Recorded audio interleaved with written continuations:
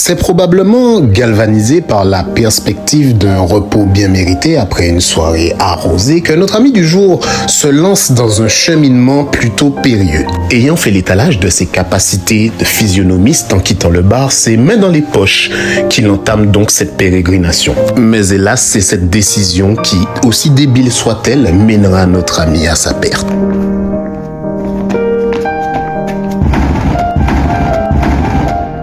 Analysons de nouveau cette situation. Méchamment imbibé d'alcool, le corps de Rodrigue refuse de faire confiance aux informations distillées par son cerveau. C'est alors qu'une dissonance se crée. Comme l'illustre cet arrêt sur image, même pendant la chute, Rodrigue maintient la position de ses mains, rendant donc impossible toute régulation de la balance interne nécessaire à l'équilibre.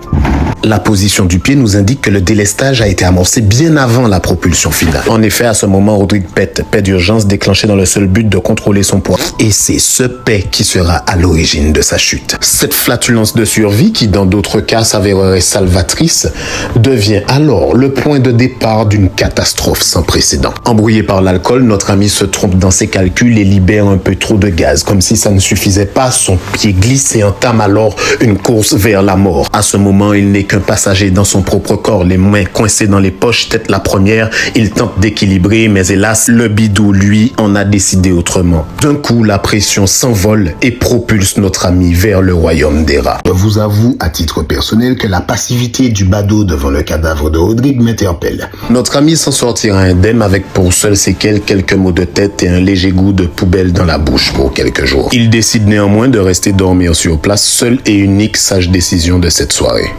Ça n'a pas de sens.